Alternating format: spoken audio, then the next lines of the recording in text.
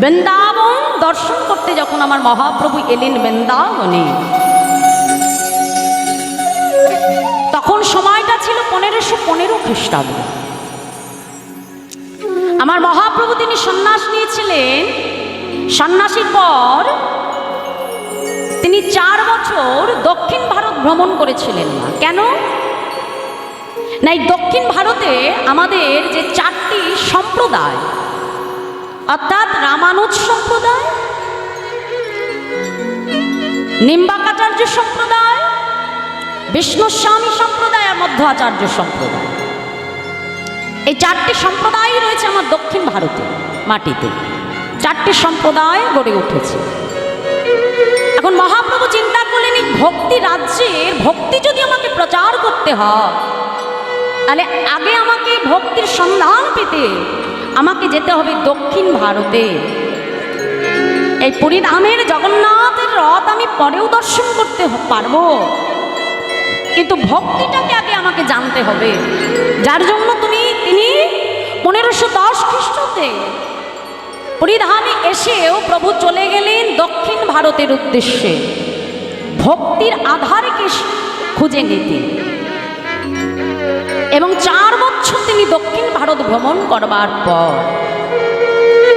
তার মধ্যে প্রভু একবার এসেছিলেন এই বাংলার মাটিতে রূপ সনাতনকে উদ্ধার করবার জন্য।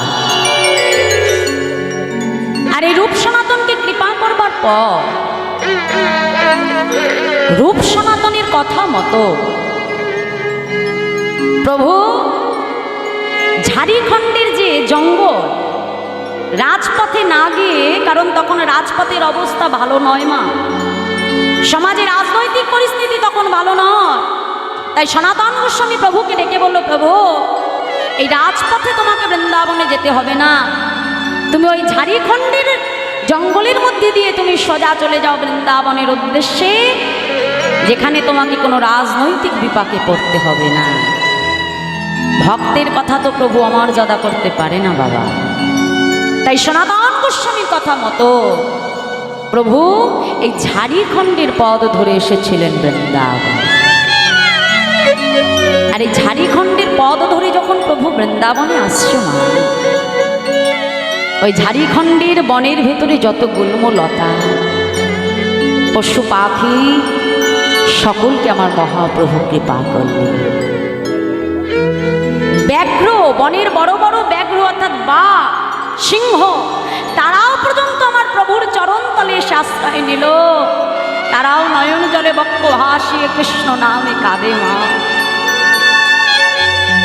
কিন্তু আজ দেখো বনের পশু তাদের কৃষ্ণ নামের প্রতি আগ্রহ এলো মা, কিন্তু আমরা এই দুর্লভ মনুষ্যকুলে জন্মগ্রহণ করেও এই হরি নামের প্রতি আমাদের ভক্তি জন্মত না। কি মা দেখো এত সুন্দর এই যে হরিবাসর, আমার কমিটির বাবারা ভক্ত দাঁড়ে দাঁড়ে ভিক্ষা করে এনে আমরা হয়তো কিছুক্ষণের জন্য আসি, হরিনাম করি, চলে যায়, কিন্তু একদিনের পরিশ্রম দ্বারা এত বড় হরিবাসর তৈরি করা সম্ভব নয় না। ভক্তের দাঁড়ে দাঁড়ে ভিক্ষা করে এনে কিঞ্চিত কিঞ্চিত করে সঞ্চয় করে তবে প্রত্যেকটা বছর এত সুন্দর হরিনামামৃত সুধা তারা দান করছে। কাদের জন্য করছে না? আমার আপনার মতো ভক্তের জন্য। কেন?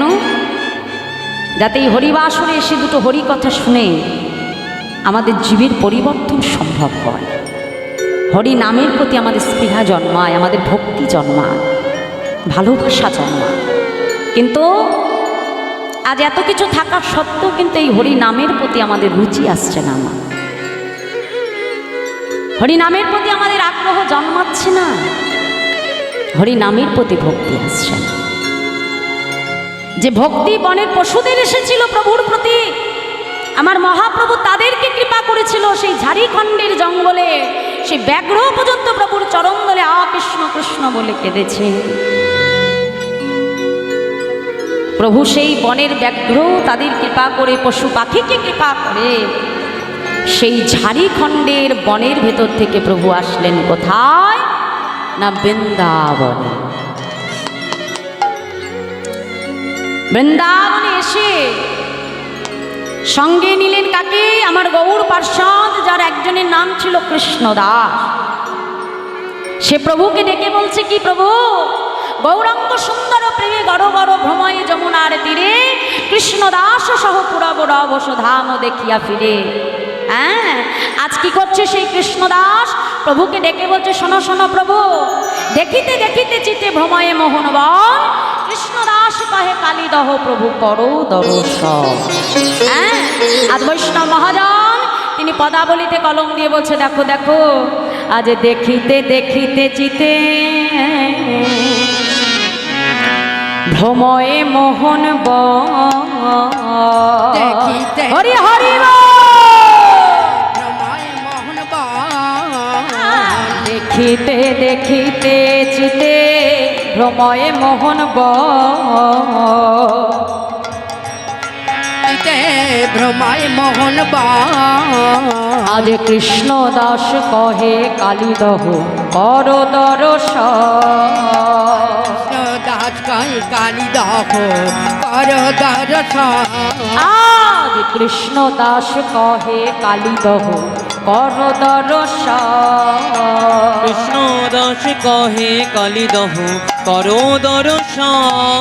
প্রভু এই তো সেই বৃন্দাবন, সেই বৃন্দাবন, এই তো সেই বৃন্দাবন, প্রভু এই তো সেই বৃন্দাবন, যেথায় কালিও দমন করেছিলে, এই তো সেই বৃন্দাবন। আর কালিও দমন করেছিলে, এই তো সেই বৃন্দাবন। প্রভু কালিও দমন করেছিলে, এই তো সেই বৃন্দাবন। আজ কৃষ্ণ দাস কহে কালীদহ কর দর্শন।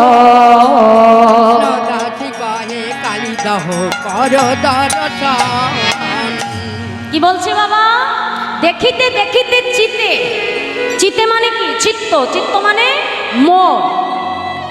দেখিতে দেখিতে চিতে ভ্রময়ে মোহন বন, কৃষ্ণদাস কহে কালীদহ প্রভু তুমি করো দর্শন।